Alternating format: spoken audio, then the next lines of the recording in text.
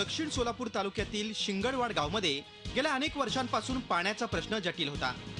गावकीच्या राजकारणानं गावातल्या विकासाला खीळ बसली होती। मात्र जलयुक्त शिवार योजनेमुळे गावकऱ्यांच्या आशा पल्लवित झाल्या। असे असूनही शिंगड गावचा समावेश त्या योजनेत झाला नाही। त्यामुळे ग्रामस्थांनी जिद्दीनं पाण्याचा प्रश्न सोडवण्याचा संकल्प सोडला आणि स्वखर्चातून नाला सरळीकरण रुंदीकरणाचं काम सुरू केलं। लोकसहभागातून ग्रामस्थांनी जवळपास 12 ते 15 लाखांचं काम केलं। सुमारे 2 किलोमीटरचं काम पूर्ण केलं। महाराष्ट्र शासनाने जे जलयुक्त शिवार हे जे स्कीम राबवलेलं आहे त्या स्कीममध्ये आजूबाजूचे सर्व गाव बसलेले आहेत, फक्त एक आमचं शिंगडगाव बसलेलं नाही। त्यामुळं आम्ही जे पाठपुरावा केलं त्यांच्याकडे शिवकडं प्रांतकडं, त्यांनी म्हणले पुढच्या वेळी बसू।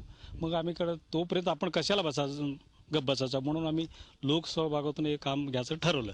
आणि हे जे आता नाला आहे हे फक्त 10 फूटच होतं, सगळे किल्लारी झाडे गज होत काय दिसत बी नव्हतं, इथं जायला वाट नव्हतं।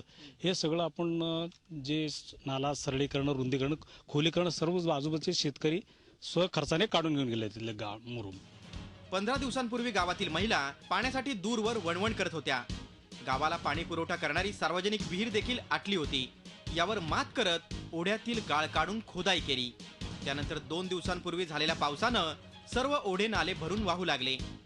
शिंगडगाव गावामध्ये गाव हे जलयुक्त शिवार अभियानामध्ये नसताना सुद्धा असं केवळ सरपंचांच्या धडाडी वृत्ती आणि त्या गावातील लोकांचे सहकार्य केवळ या कारणामुळे गावात म्हणजे जवळजवळ 12.5 ते 15 लाखापर्यंत जलयुक्त शिवाराचे काम झालेले आहे।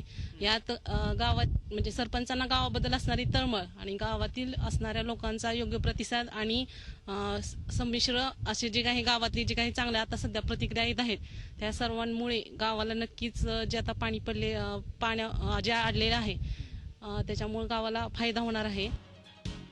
नाला सरळीकरण खोलीकरणाला यश आलं असलं तरी ते पाणी अडवण्यासाठी गावाला आता सिमेंट बंधाऱ्याची गरज आहे। प्रशासनानं तेवढं काम करावं एवढी माफक अपेक्षा गावकरी करतायत। Sanjay Pawar, Zee media, Solapur.